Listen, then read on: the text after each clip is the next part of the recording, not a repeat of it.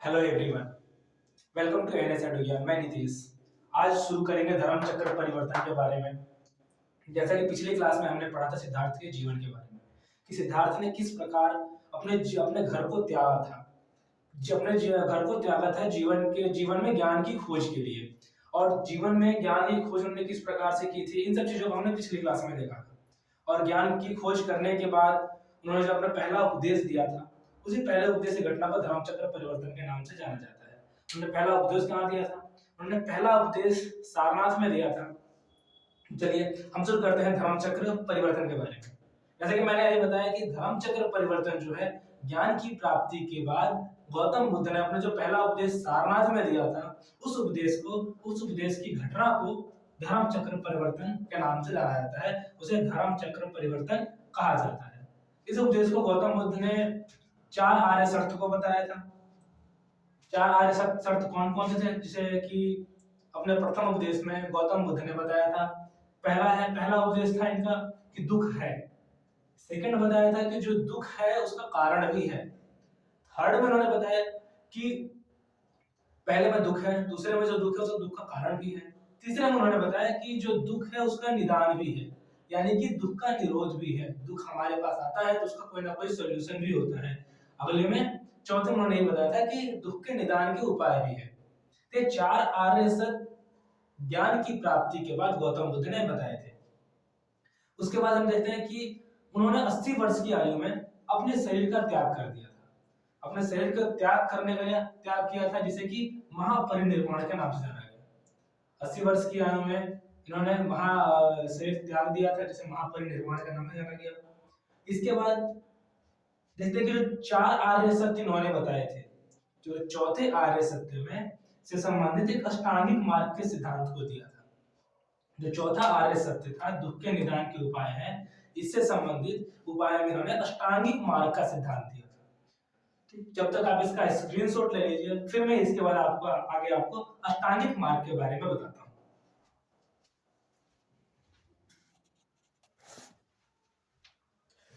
तो चलिए आगे शुरुआत करते हैं अष्टांगिक मार्ग के बारे में कि गौतम बुद्ध ने अपने चौथे आर्य सत्य में जो अष्टांगिक मार्ग से संबंधित बातों को बताया था, उसके बारे में देखते हैं कि अष्टांगिक मार्ग है क्या। अष्टांगिक मार्ग 3 मेजर अष्टांगिक मार्ग है।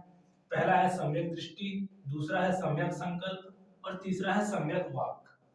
सम्यक दृष्टि में क्या है कि वस्तु के वास्तविक स्वरूप का ध्यान रखना, कि जो वस्तु है उसका जो वास्तविक स्वरूप है, उन वास्तविक स्वरूप का ध्यान रखना।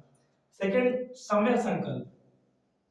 सम्यक संकल्प में जो बातें बताई गई है वो है इच्छा, द्वेष, हिंसा से मुक्त विचार, कि हमें जीवन में इच्छा, द्वेष और हिंसा से मुक्त विचार को अपनाना चाहिए, जो कि सम्यक संकल्प में वो इन बातों को बताते हैं।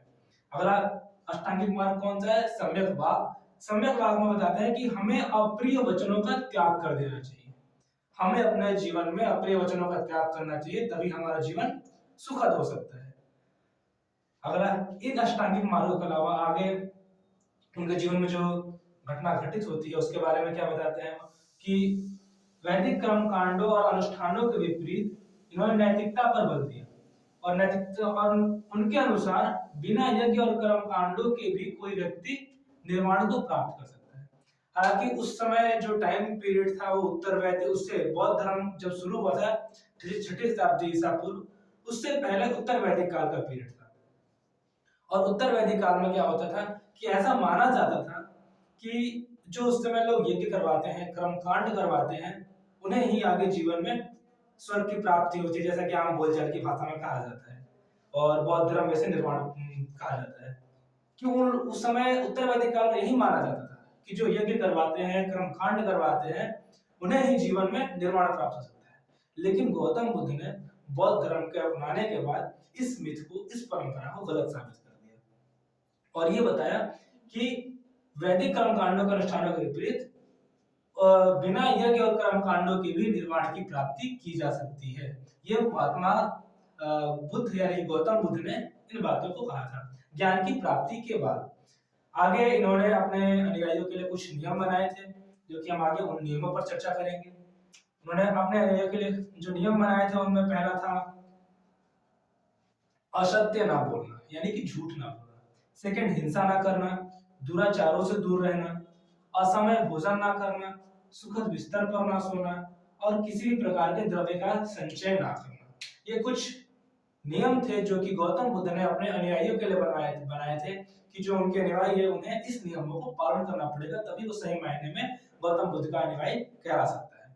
जब तक आप इसका स्क्रीनशॉट ले लीजिए, फिर मैं इसके बाद के बारे में आपको बताता हूँ।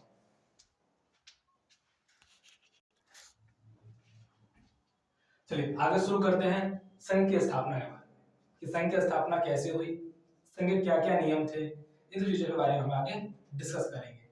तो हम संघ की स्थापना की बात करते हैं तो सबसे पहले गौतम बुद्ध ने जहां पर अपना उपदेश दिया था, यानी कि सारनाथ, सारनाथ में गौतम बुद्ध ने संघ की स्थापना की। इसके बाद संघ में की स्थापना तो हो गई, लेकिन फिर संघ में प्रवेश कौन करेगा, इसके लिए नियम बनाया जाना था। तो संघ में प्रवेश के लिए 15 वर्ष की आयु का होना आवश्यक था, और जो 15 वर्ष की आयु का है उसे उसके माता और पिता की आज्ञा की आवश्यकता होती थी कि कोई 15 वर्ष का कोई व्यक्ति है, 15 वर्ष या उससे ऊपर का, और वो संघ में प्रवेश करना चाहता है, तो उस परिस्थिति में उसके माता पिता की आज्ञा की जरूरत होती थी। इसके बाद कोई भी अस्वस्थ व्यक्ति, विकलांग व्यक्ति, ऋणी व्यक्ति, दास और सैनिकों को संघ में प्रवेश नहीं दिया जाता, यानी कि इन लोगों को संघ में प्रवेश करने के लिए पाबंदी होती थी, ये लोग संघ में प्रवेश नहीं कर सकते थे। इसके बाद संघ में एक सबसे बड़ा और कठोर नियम यह था कि यदि कोई डिसीजन लिया जाना है, जब कोई डिसीजन लिया जाना है और उस डिसीजन पर कोई मतभेद उत्पन्न होता है, तो उस मतभेद को खत्म करने के लिए मतदान की व्यवस्था थी कि मतदान करवाया जाता था। और सबसे पहले मतदान प्रणाली की शुरुआत भी यहीं से मानी जाती है कि सबसे पहले जो मतदान प्रणाली की शुरुआत हुई वो बौद्ध धर्म के अंदर जब संघ की स्थापना होती है तब से शुरुआत होती है। तो जब वहां पर मतभेद किसी विषय को लेकर होता था तो मतदान करवाया जाता था। और आगे हम बात करते हैं संघ के अनुयायी के बारे में कि संघ के अनुयायी दो वर्गों में बंटे होते थे, और वो दो वर्ग कौन से होते थे? पहला वर्ग था भिक्षु और भिक्षुणी के रूप में, दूसरा वर्ग था उपासक और उपासिकाएं के रूप में। यहाँ पे एक नियम था कि जो भिक्षु और भिक्षुणी होते थे वो सन्यासी का जीवन व्यतीत करते थे, और सन्यासी का जीवन की उन्हें अपना पूरा जीवन एक भिक्षु और भिक्षुणी के रूप में जीवन व्यतीत करना पड़ेगा, और घूम घूम कर मांग कर अपने जीवन को व्यतीत करना पड़ेगा, अपना आजीविका को चलाना पड़ेगा। और जो उपासक और उपासिकाएं हैं, जो बौद्ध धर्म के उपासक और उपासिकाएं हैं, हम जब उसकी बात करते हैं तो अपने गृहस्थ जीवन में रहकर ही बौद्ध धर्म का अनुसरण कर सकते हैं। लेकिन यहाँ लिखा भी है उपासक और उपासिकाएं गृह जीवन में रहकर बौद्ध धर्म को अपना सकते हैं या फिर बौद्ध धर्म का अनुसरण कर सकते हैं। आगे हम बात करते हैं कि बौद्ध संघ की सदस्यता सभी जातियों के लिए सुलभ थी, यानी कि सभी जाति के लोग बौद्ध धर्म को अपना सकते थे। ये चीज जैसे पिछली क्लास में मैंने बताया था कि प्राचीन धार्मिक आंदोलन की शुरुआती कारण क्या था? वैदिक परंपरा में जो वर्ण अवस्था थी, वर्ण अवस्था में काफी लोग परेशान थे। ब्राह्मण, क्षत्रिय, वैश्य, शूद्र जो वर्ण अवस्था थी उसमें लोग नीचे के जो जातियां होती थी, मतलब नीचे के जो वर्ण होते थे वैश्य और शूद्र, वो ऊपर के वर्णों से परेशान थे क्योंकि उन्हें ऊपर के वर्णों की सेवा करनी होती थी। तो उस चीज को खत्म करने के लिए समाज में धार्मिक आंदोलन शुरू हुए, जिसकी देन बौद्ध धर्म और जैन धर्म थी। तो बौद्ध धर्म ने उसी का विकल्प प्रदान किया कि सभी जाति के लोग इसमें बौद्ध धर्म में शामिल हो सकते हैं। सभी जाति के लोग, सभी वर्ण के लोग, यहाँ पे किसी भी तरह का कोई भेदभाव नहीं था। आगे हम बात करते हैं कि क्या हम एक चीज इसमें था कि इसमें भेदभाव, जैसे हम मानते हैं कि बौद्ध धर्म में भेदभाव जैसी कोई चीज नहीं थी, लेकिन महिलाओं के साथ थोड़ा सा भेदभाव नजर आता है बौद्ध धर्म के अंदर।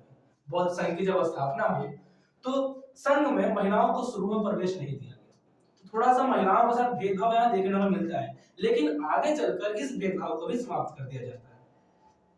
गौतम बुद्ध के एक शिष्य थे आनंद, उनके रिक्वेस्ट पर, उनके कहने पर गौतम बुद्ध ने महिलाओं को संघ में प्रवेश करने की अनुमति दी, और वो पहली महिला थी जो कि बौद्ध संघ में जिनका एंट्री हुआ था, बौद्ध संघ में शामिल हुई थी, वो महाप्रजापति गौतमी थी। जैसे कि हमने बात किया था पिछली क्लास में कि महाप्रजापति गौतमी थी कौन? वो गौतम बुद्ध की सौतेली माता थी। इसके बाद एक और पॉइंट आता है कि गौतम बुद्ध ने अपना उत्तराधिकारी किसे माना? जब उत्तराधिकारी का सवाल आता है कि आखिर जब बौद्ध संघ की स्थापना हुई है तो इस बौद्ध संघ का उत्तराधिकारी कौन होगा, तो उस कंडीशन में गौतम बुद्ध ने ये बातें बताया कि बौद्ध संघ का उत्तराधिकारी उनके नियम और धम्म, जिसकी हम बात करेंगे आगे क्लासों में, धम्म क्या चीज है, धम्म और बौद्ध संघ के नियम ही उसका उत्तराधिकारी होगा। कोई भी व्यक्ति बौद्ध संघ का उत्तराधिकारी नहीं बनेगा। जब तक आप इसका स्क्रीनशॉट ले लीजिए, फिर हम आगे का बात डिस्कस करते हैं।